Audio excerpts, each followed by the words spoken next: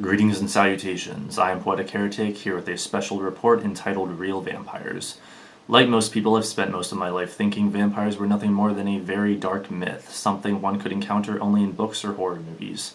Even after learning much about the paranormal and other dark secrets of the world, I still thought there's no way something like vampires could actually be real, could they? From the evidence I have gathered, I couldn't have been more wrong. Vampires are real, but they're not quite, at least from what we know for sure, like the vampires of books, TV shows, and movies. In this report, I will do my best to explain exactly who and what they are. Let us begin first, however, by analyzing the fictional vampire, the vampires of legend. Of these, Dracula is probably the most famous. He is said to be partially modeled after Vlad Tepes, also known as Vlad the Impaler, a prince of Wallachia who lived from 1431 to 1476. However, his being thought of as a vampire is an exclusively Western notion. He is seen as a national hero in Romania for the defense of his empire against the Ottoman Turks. Of the various types of fictional vampires, revenants are the most well known, and this includes Dracula. Revenants are dead bodies that come back to life to cause harm to the living. This type has Slavic origins dating back only 300 to 400 years. There are, however, older versions of vampires thought to be completely non-human, supernatural, and possibly demonic. These vampires did not look human at all. According to Matthew Beresford, author of From Demons to Dracula, the creation of the modern vampire myth, quote, "There are clear foundations for the vampire in the ancient world, and it is impossible to prove when the myth first arose. There are suggestions that the vampire was born out of sorcery in ancient Egypt, a demon summoned into this world from some other," end quote. There are many different types of vampires, such as the Chinese Changshi, malevolent entities that suck not blood but people's life energy, and the wrathful deities from the Tibetan Book of the Dead who do drink blood. The characteristics of the vampires of legend tend to vary greatly. Some can transform into bats, some are said to have no reflection in a mirror, and some are supposed to be sensitive to holy water and or sunlight. However, virtually all drink blood. This is convenient for writers of books and movies because they can mix and match whichever vampiric characteristics happen to fit their ideal story. The idea of becoming a vampire by being bitten by one is relatively new. Vampires can typically be killed by staking them. Some say they must count salt or any similar granular substance when placed before them before they can do anything else. Lastly, they are usually unable to enter a home without an invitation. Hundreds of years ago, it is thought that belief in vampires was due mainly to superstition and misunderstandings regarding post-mortem decay. Early claims having to do with vampires follow a predictable pattern. First, something unfortunate happens, like a drought or an infectious disease coming about. Then the unfortunate event is blamed on a vampire, with this being a time before science had become advanced enough to reveal weather patterns and germs. Vampires were an easy scapegoat. Villagers mixed their strong feelings that they had been cursed with their fear of the dead. They concluded the corpses might be to blame, particularly the fresh ones. They dug up graves, and then they would often mistake normal decomposition processes for something supernatural. For example, when a body is buried in winter and the coffin is sealed tight, decomposition can take months to develop.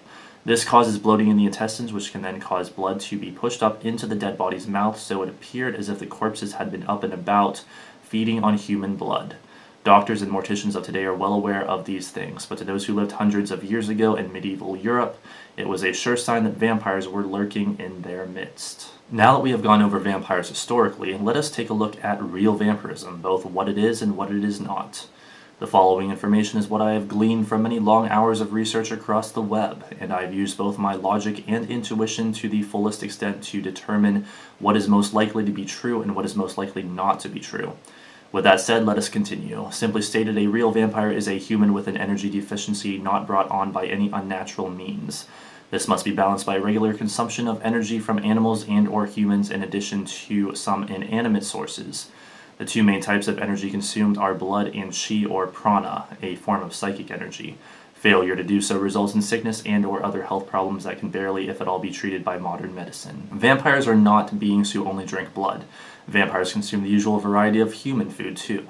They do not kill people for their blood, but instead usually only consume about a shot glass full at a time. They do not assault humans for their blood, but instead rely on donors. Vampires are not a different species. They are not dead or revenants or undead. They are not harmed much or at all by sunlight. They are not invisible in a mirror. Vampires do have reflections.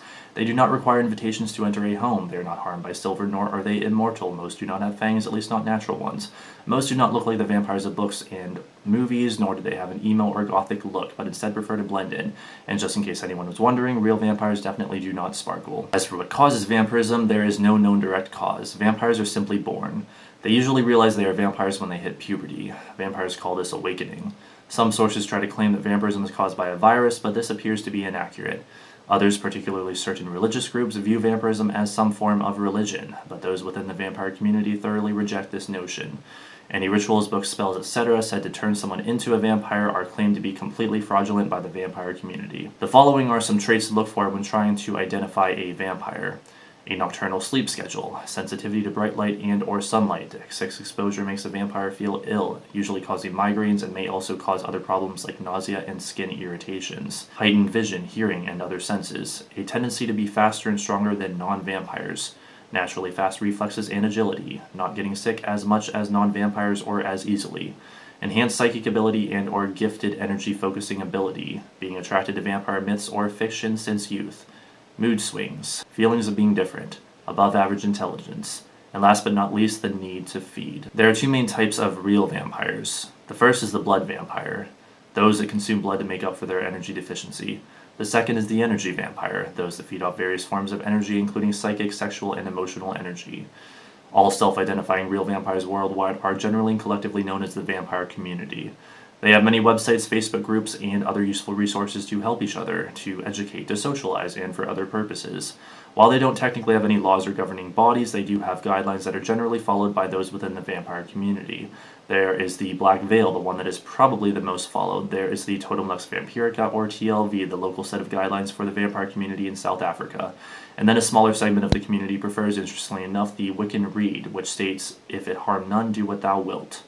While real vampires are not like the supernatural beings of legend, some do get artificial fangs and are mainly nocturnal.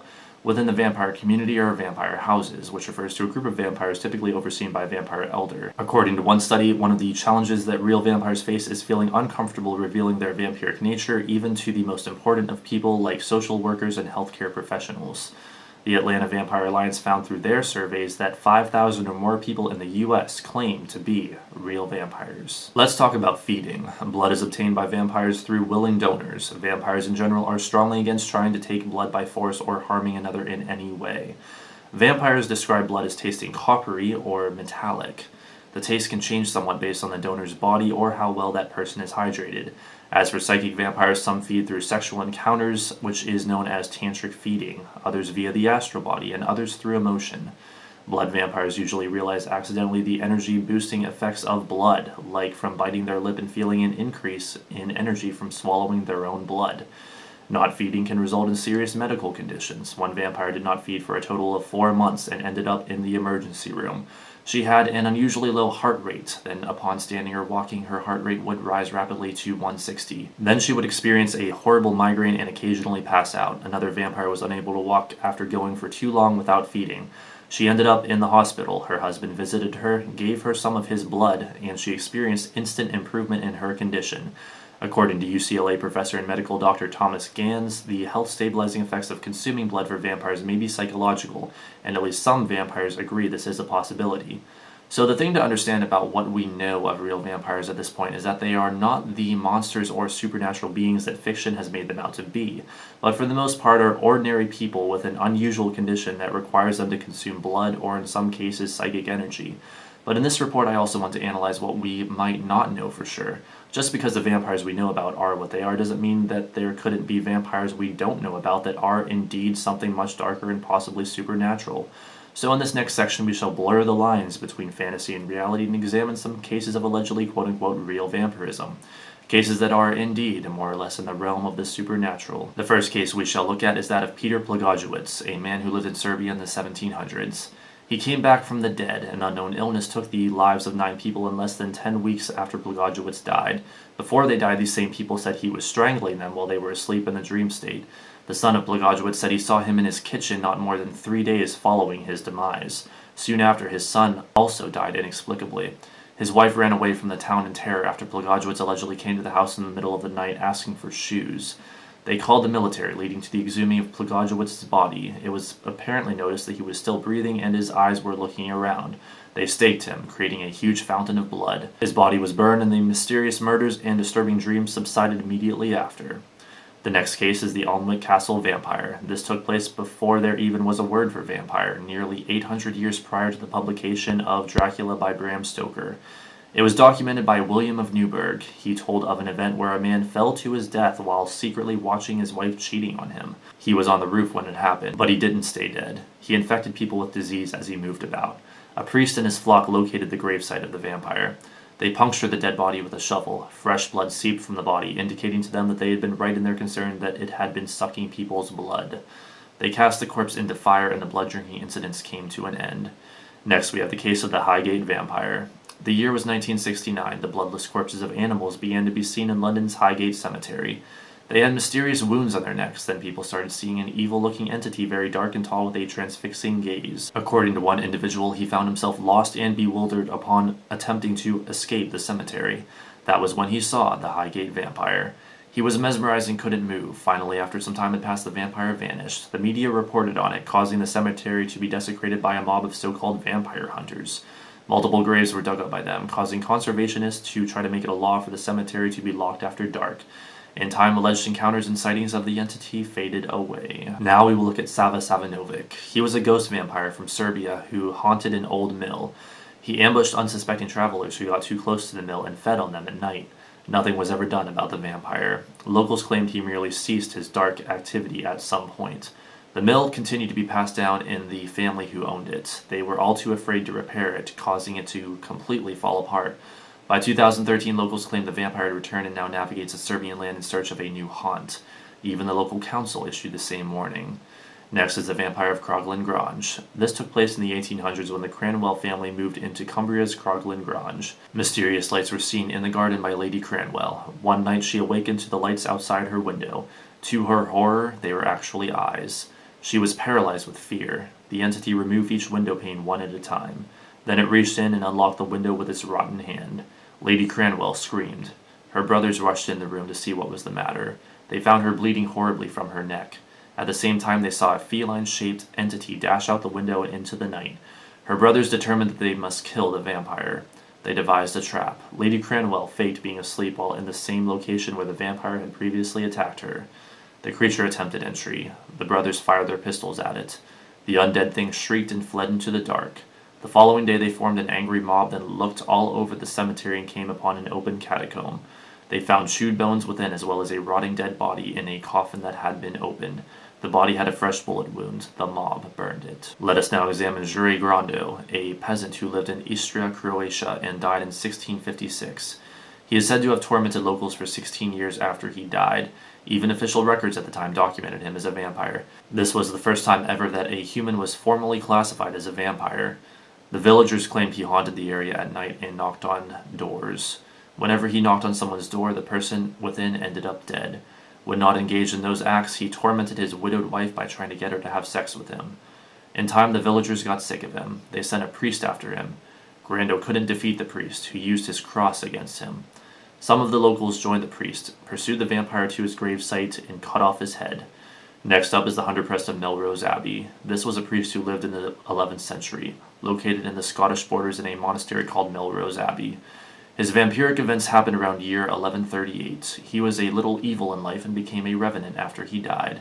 He is said to have transformed into a bat at least once. For a while, the monks there just let him do his vampiric thing. This, however, stopped once he began soliciting his widow for sex. Before too long, the terrified priests and monks united to end his reign of terror. They watched and waited stealthily where the hunter-prest was buried for him to rise in the night. The monks swung an axe at the vampire's head and killed him. They burned his remains and distributed his ashes. Some say, however, the vampire continues to haunt the region. For a more modern case, we have the vampires of New England. In the year 1990 in Griswold, Connecticut, a grave was discovered. It contained the corpses of farmers from the 1700s. One corpse was decapitated, and its bones were moved around to look like a Jolly Roger. It did not appear to be a typical grave robbery. It was similar to an event in nearby Jewett City where concurrently 29 corpses were dug up and incinerated. It was basically an epidemic of vampirism. The most well-known instance happening around this time is Mercy Brown. She had passed away from tuberculosis. Not long after, all of her other family members began to sicken and die one after another.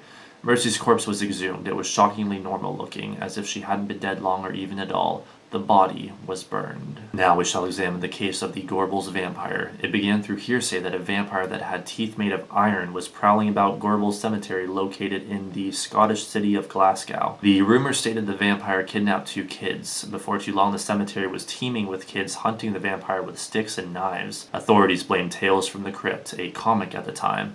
It was then found, however, that there weren't any comics from this time with anything matching the description of what was supposedly in Gorbals' graveyard. It remains uncertain whether or not there was actually anyone or anything in the cemetery that night. Our final case is that of Elizabeth Bthory, the Blood Countess.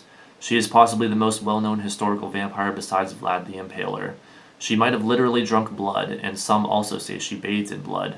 She was a 16th century countess in Romania who loved to torture people. She would pound nails into people. She also enjoyed getting them soaking wet with ice water and sending them outside into the snow to die, among other things.